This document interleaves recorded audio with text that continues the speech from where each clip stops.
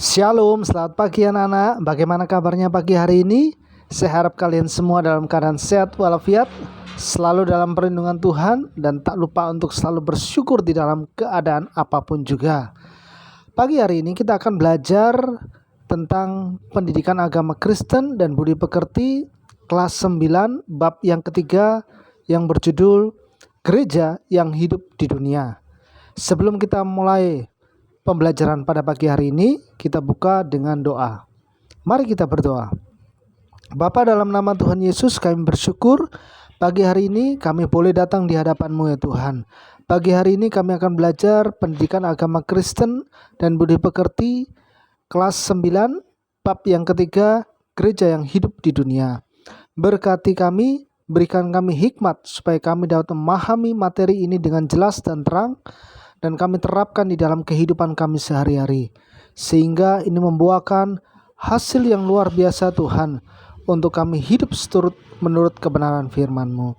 Terima kasih Tuhan, hanya di dalam nama Tuhan Yesus kami bisa berdoa dan mengucapkan syukur. Haleluya, amin. Bab yang ketiga, kelas 9, pendidikan agama Kristen dan budi pekerti dengan judul Gereja yang Hidup di Dunia. Dasar firman Tuhan untuk materi pada pagi hari ini adalah yang pertama terambil di dalam Matius 28 ayat 16 sampai 20. Dan ke-11 murid itu berangkat ke Galilea, ke bukit yang telah ditunjukkan Yesus kepada mereka. Ketika melihat Dia, mereka menyembahnya, tetapi beberapa orang ragu-ragu. Yesus mendekati mereka dan berkata, "Kepadaku telah diberikan segala kuasa di sorga dan di bumi. Karena itu pergilah, jadikanlah semua bangsa muridku, dan baptislah mereka dalam nama Bapa dan Anak dan Roh Kudus. Dan ajarlah mereka melakukan segala sesuatu yang telah kuperintahkan kepadamu. Dan ketahuilah, aku menyertai kamu senantiasa sampai kepada akhir zaman." Dasar firman Tuhan yang kedua terambil di dalam Kisah Para Rasul pasal 6 ayat 1 sampai dengan 6. Pada masa itu, ketika jumlah murid makin bertambah, timbullah sungut-sungut di antara orang-orang Yahudi yang berbahasa Yunani terhadap orang-orang Ibrani, karena pembagian kepada janda-janda mereka diabaikan dalam pelayanan sehari-hari. Berhubung dengan itu, ke-12 rasul itu memanggil semua murid berkumpul dan berkata, "Kami tidak merasa puas karena kami melalaikan firman Allah untuk melayani meja. Karena itu, saudara-saudara, pilihlah 7 orang dari antaramu yang terkenal baik dan yang penuh roh dan hikmat, supaya kami mengangkat mereka untuk tugas itu. Dan supaya kami sendiri dapat memusatkan pikiran dalam doa dan pelayanan firman." Usul itu diterima baik oleh seluruh jemaat. Lalu mereka memilih Stefanus, seorang yang penuh iman dan Roh Kudus, dan Filipus, Prokorus, Nikanor, Timon, Parmenas, dan Nikolaus, seorang penganut agama Yahudi dari Antioquia. Mereka itu dihadapkan kepada rasul-rasul, lalu rasul-rasul itu pun berdoa dan meletakkan tangan di atas mereka. Dasar firman Tuhan yang ketiga terambil dalam Kisah Para Rasul pasal yang kedua ayat 44 sampai 47. Dan semua orang yang telah menjadi percaya tetap bersatu, dan segala kepunyaan mereka adalah kepunyaan bersama. Dan selalu ada dari mereka yang menjual harta miliknya, lalu membagi-bagikannya kepada semua orang sesuai dengan keperluan masing-masing. Dengan bertekun dan dengan sehati mereka berkumpul tiap-tiap hari dalam bait Allah. Mereka memecahkan roti di rumah masing-masing secara bergilir dan makan bersama-sama dengan gembira dan dengan tulus hati, sambil memuji Allah, dan mereka disukai semua orang, dan tiap-tiap hari Tuhan menambah jumlah mereka dengan orang yang diselamatkan. Dasar firman Tuhan yang keempat terambil di dalam 1 Korintus pasal 11 ayat 20 sampai 34. Di slide saya tuliskan ayat 23 sampai 28. Sebab apa yang telah kuteruskan kepadamu telah aku terima dari Tuhan, yaitu bahwa Tuhan Yesus pada malam waktu ia diserahkan mengambil roti, dan sesudah itu ia mengucap syukur atasnya. Ia memecah-mecahkannya dan berkata, inilah tubuhku yang diserahkan bagimu. Perbuatlah ini menjadi peringatan akan aku. Demikian juga ia mengambil cawan sesudah makan, lalu berkata, cawan ini adalah perjanjian baru yang dimeteraikan oleh darahku. Perbuatlah ini setiap kali kamu meminumnya, menjadi peringatan akan aku. Sebab setiap kali kamu makan roti ini dan minum cawan ini, kamu memberitakan kematian Tuhan sampai ia datang. Jadi barang siapa dengan cara yang tidak layak makan roti atau minum cawan Tuhan, ia berdosa terhadap tubuh dan darah Tuhan. Karena itu hendaklah tiap-tiap orang menguji dirinya sendiri, dan baru sesudah itu ia makan roti dan minum dari cawan itu. Curah pendapat.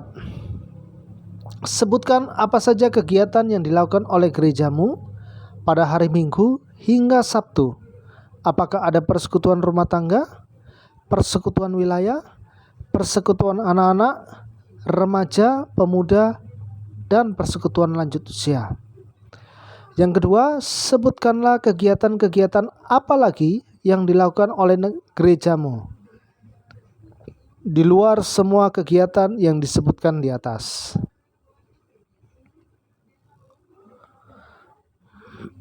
Gereja yang memberitakan.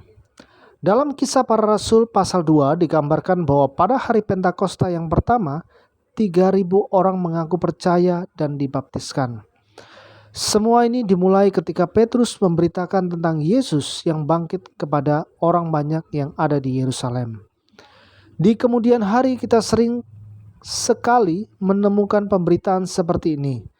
Malah kehidupan persekutuan orang Kristen selalu ditandai oleh pemberitaan atau khotbah yang disampaikan oleh orang-orang yang diberikan wewenang khusus untuk melakukannya.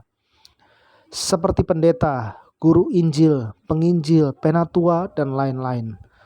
Tugas yang mereka laksanakan disebut dalam bahasa Yunani sebagai kerugma atau pemberitaan.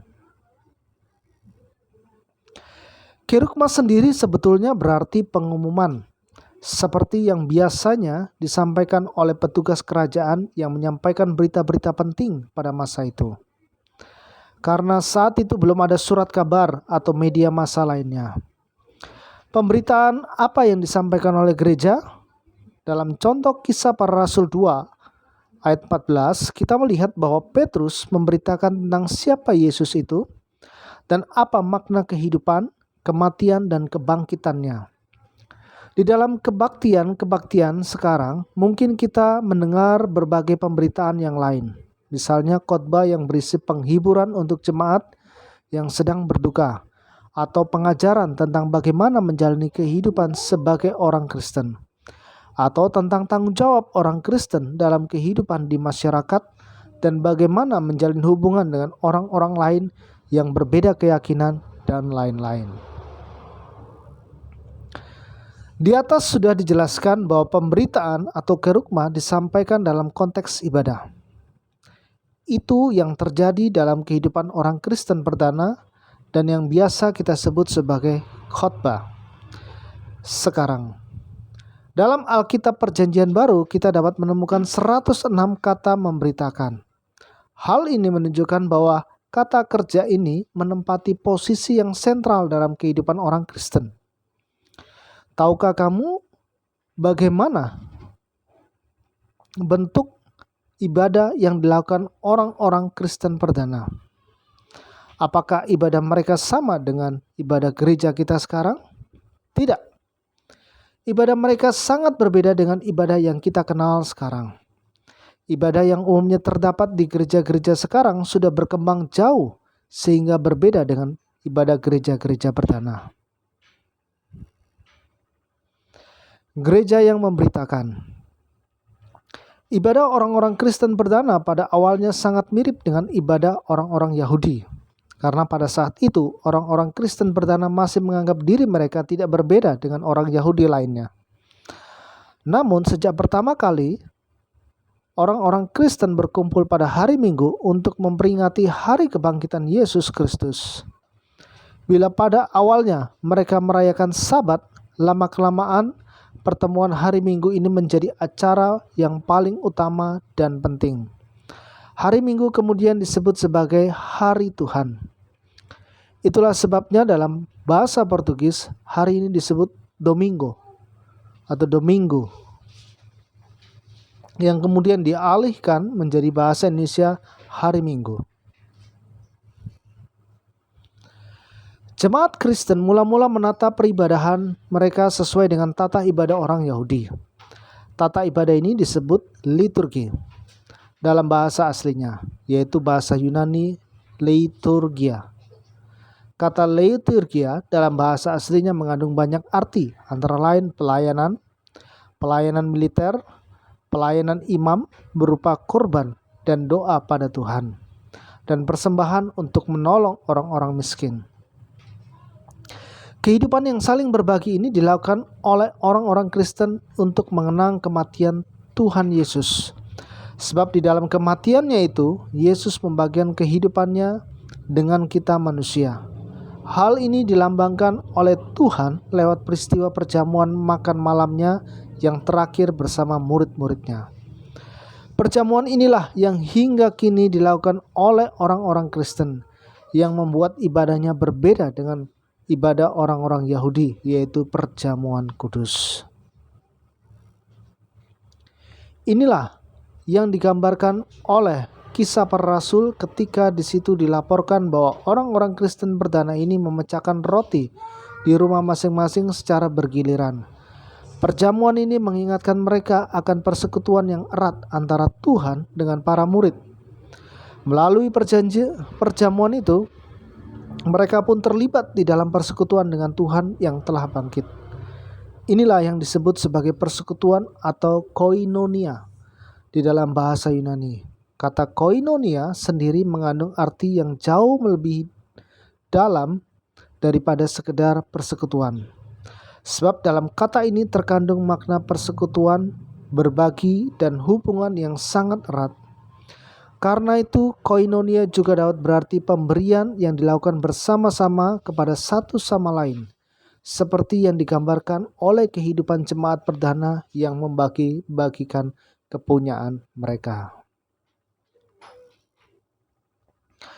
Persekutuan ini menjadi semakin jelas ketika kita melihat bahwa selain perjamuan kudus, jemaat Kristen perdana ini juga mengadakan perjamuan kasih, seperti yang dilaporkan di dalam 1 Korintus 11 ayat 20 sampai 34. Dalam perjamuan kasih ini masing-masing anggota membawa suatu makanan tertentu yang kemudian dimakan bersama-sama dengan warga jemaat yang lainnya. Gereja yang tidak membeda-bedakan. Kisah Para Rasul melukiskan kehidupan umat Kristen perdana yang indah. Mereka tidak egois, melainkan membagi-bagikan harta mereka kepada semua orang dan hidup dengan secukupnya, sehingga setiap orang dapat hidup dengan kecukupan. Tidak mengherankan apabila dalam ayat 47 dikatakan bahwa mereka disukai semua orang. Orang-orang yang bukan Kristen yang ada di sekitar mereka dan melihat kehidupan kelompok baru ini tampak senang dengan mereka. Tidak mengherankan apabila setiap hari semakin banyak orang yang bergabung dengan kelompok ini.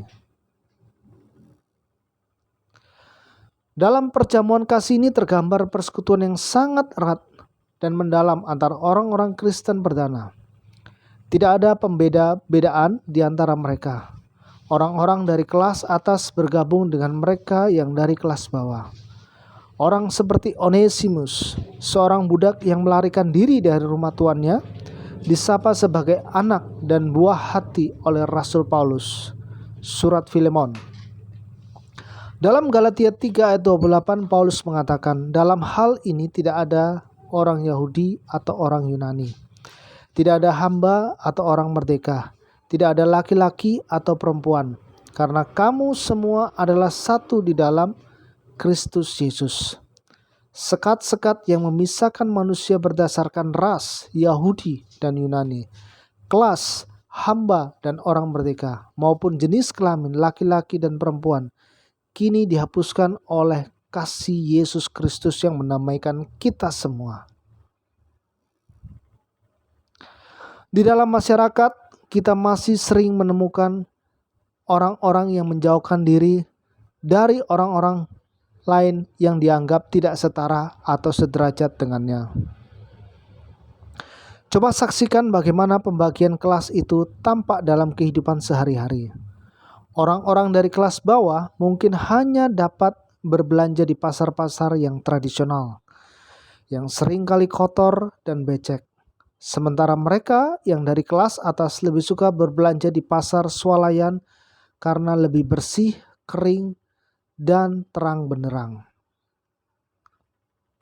Pembagian ini tercipta bukan hanya karena para pembeli yang berbeda kekuatan daya belinya, melainkan juga karena tempat-tempat seperti pasar swalayan, mal-mal yang besar di kota-kota besar di negara kita seolah-olah memang dibuat untuk mereka yang dari kelas atas.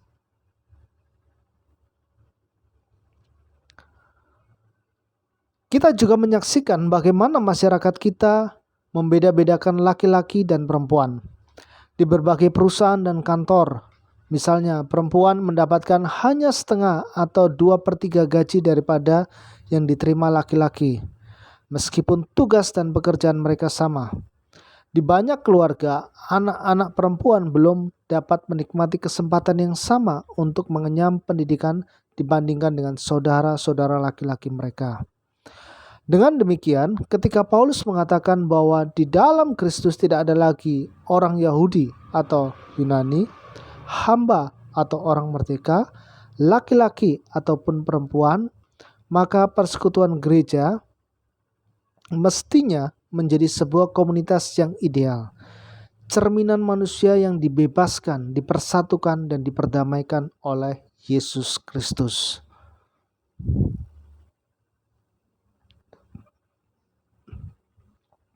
Pada kenyataannya kita harus mengakui bahwa seringkali gereja gagal mewujudkan dirinya komunitas seperti yang dicita-citakan oleh Tuhan Yesus. Kita dapat menemukan banyak sekali contoh dari kehidupan sehari-hari tentang gereja yang tidak mempraktikkan apa yang diberitakan tentang Yesus yang mendamaikan seluruh umat manusia. Sebaliknya, gereja justru terlibat dalam pembangunan sekat-sekat yang menimbulkan kecurigaan dan permusuhan satu sama lain. Pendeta Dr. Martin Luther King Jr. dan perjuangannya.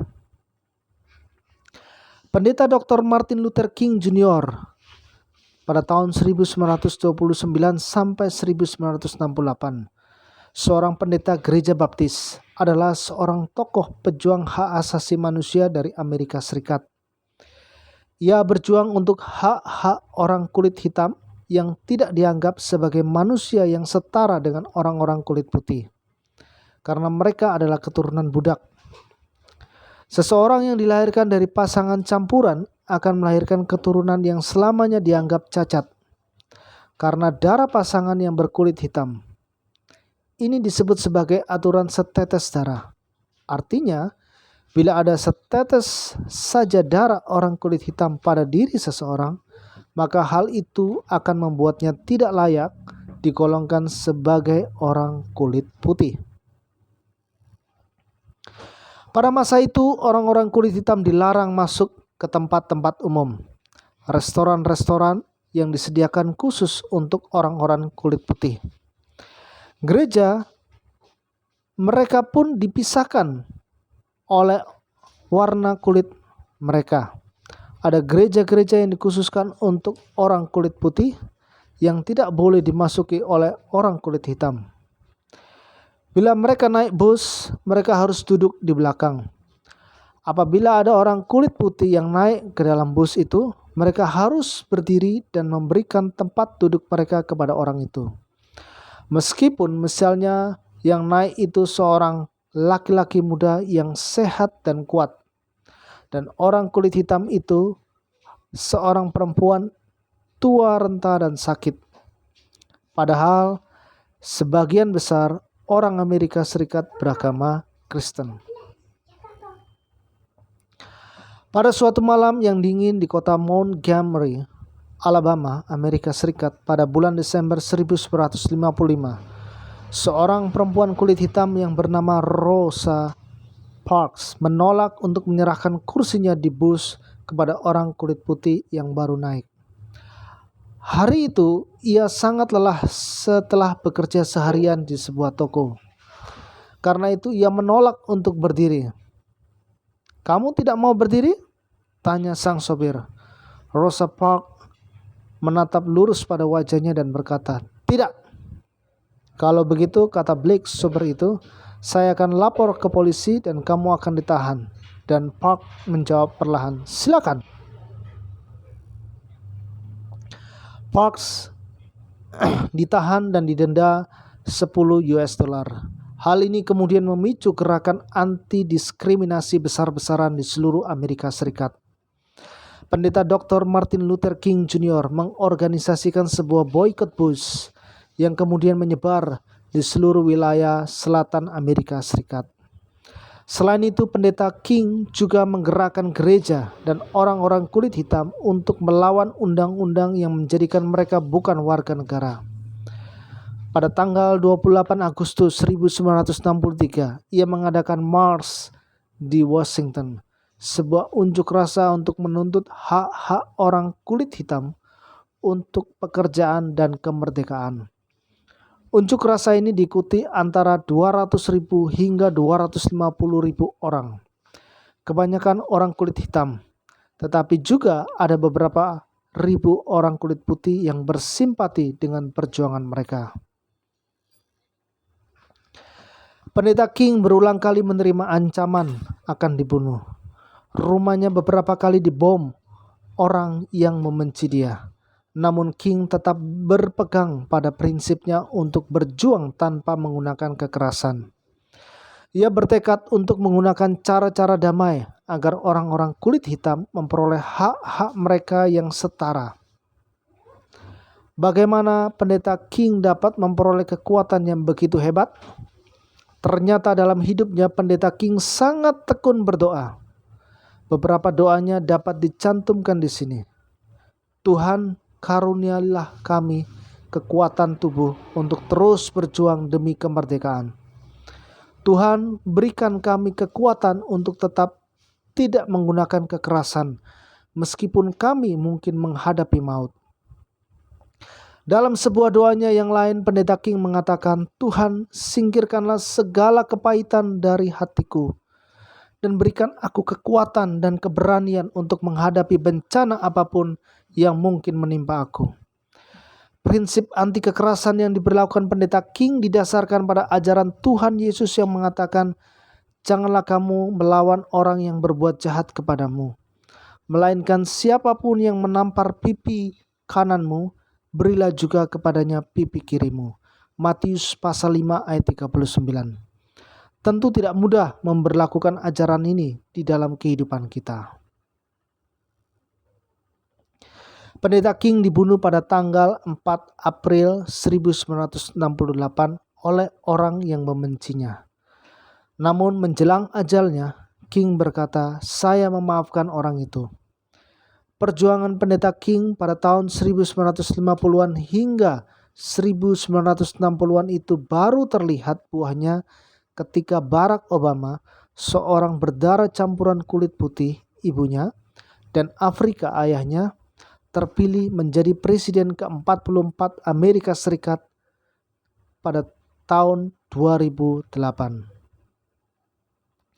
Semuanya ini rasanya tidak mungkin terjadi apabila pendeta King tidak berjuang untuk hak-hak asasi orang-orang kulit hitam. Ini pun tidak mungkin terjadi apabila pendeta King tidak terinspirasi oleh ajaran Tuhan Yesus.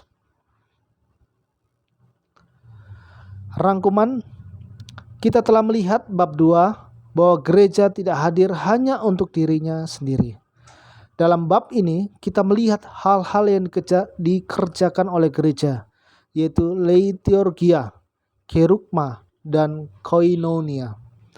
Ketiga kata ini masing-masing berarti tata ibadah atau ibadah itu sendiri, pemberitaan dan persekutuan. Kita sudah melihat bahwa ketiga kegiatan ini saling terjalin erat sehingga tidak dapat kita pisah-pisahkan. Gereja haruslah memberitakan Yesus Kristus yang menebus kita dan mempersatukan kita. Persatuan itu harus terwujud di dalam persekutuan hidup kita, bukan hanya dengan sesama orang Kristen, tetapi juga dengan orang-orang lain yang berbeda keyakinan sekalipun. Baik, sampai di sini kita bisa belajar tentang gereja dan kemudian profil dari pendeta Martin Luther King Jr. Kita akan tutup materi ini dengan doa. Mari kita berdoa. Bapa, dalam nama Tuhan Yesus, kami mengucapkan syukur dan terima kasih kami boleh belajar Tuhan tentang gereja yang tidak membeda-bedakan, tentang liturgia, tentang kerugma, dan koinonia, serta bagaimana perjuangan dari pendeta Dr. Martin Luther King Jr. tentang hak-hak orang-orang kulit hitam di Amerika Serikat supaya setara dengan orang-orang kulit putih. Dan perjuangan ini membuahkan hasil yang luar biasa. Terima kasih Tuhan. Biarlah materi ini bisa kami terima dengan baik. Kami terapkan di dalam kehidupan kami supaya kami juga belajar Tuhan, tidak membeda-bedakan orang siapapun dia Tuhan. Tetapi kami sungguh-sungguh satu di dalam Kristus. Terima kasih Tuhan untuk materi pada pagi hari ini. Kami menyerahkan seluruh kegiatan kami ini hanya di dalam nama Tuhan Yesus. Kami sudah berdoa dan mengucapkan syukur. Haleluya. Amin. Baik anak-anak, sampai ketemu di materi selanjutnya. Tuhan Yesus memberkati. Shalom.